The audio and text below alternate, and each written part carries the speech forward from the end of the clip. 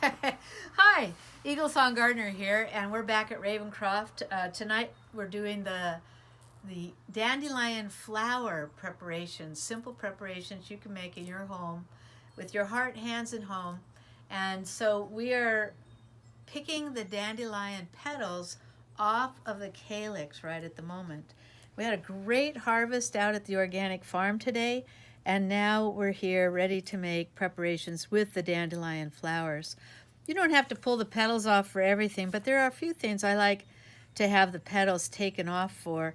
So today we're going to look at how to make dandelion flower herb vinegar, dandelion extract with vodka, and dandelion oil with olive oil. So let's just get up here and take a look at all these preparations. Really simple things that you can make at home in your own kitchen. And so we'll start with the dandelion vinegar.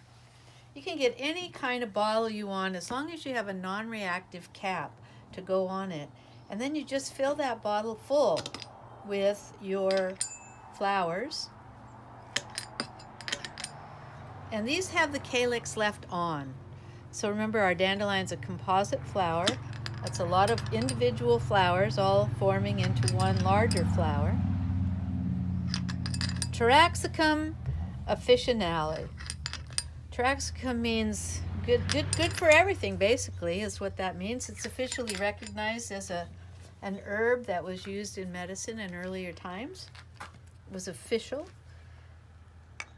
And so we're just adding apple cider vinegar.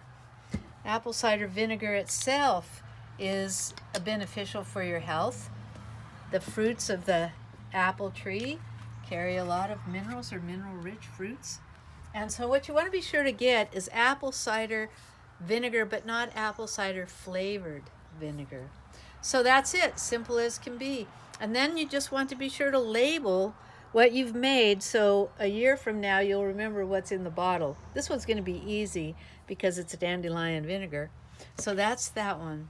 And so we have it here in a pint jar, calyx on, and ready for maceration. Shake it every day for about a week, then every couple times a week after that.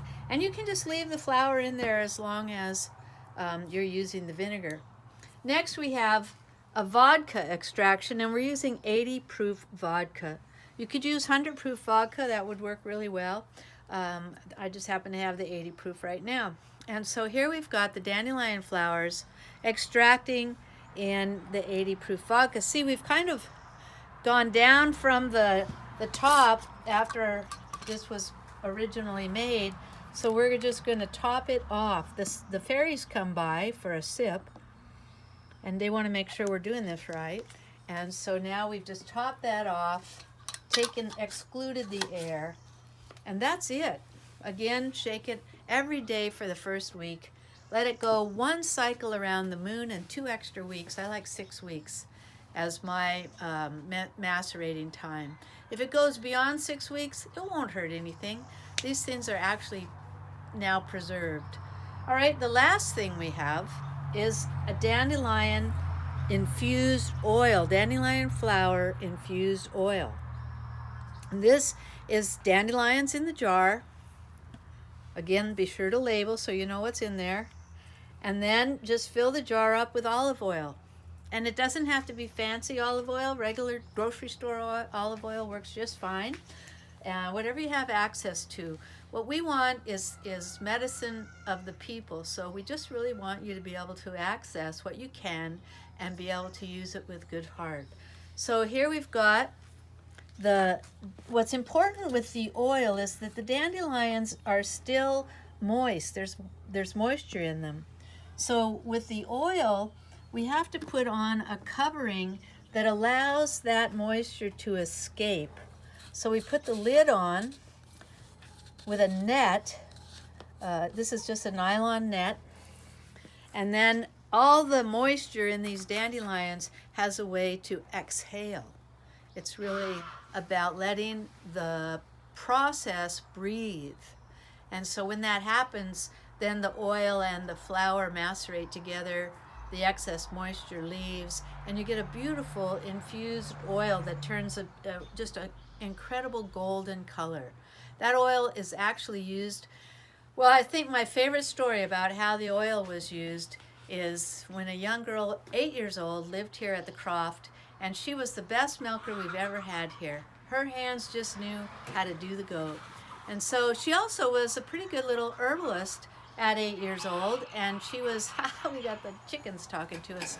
So she was making herbal things herself, and she had infused dandelion oil one year and went out to milk the goat and came back in, and she said, you know, there's a lump in Dawn's udder.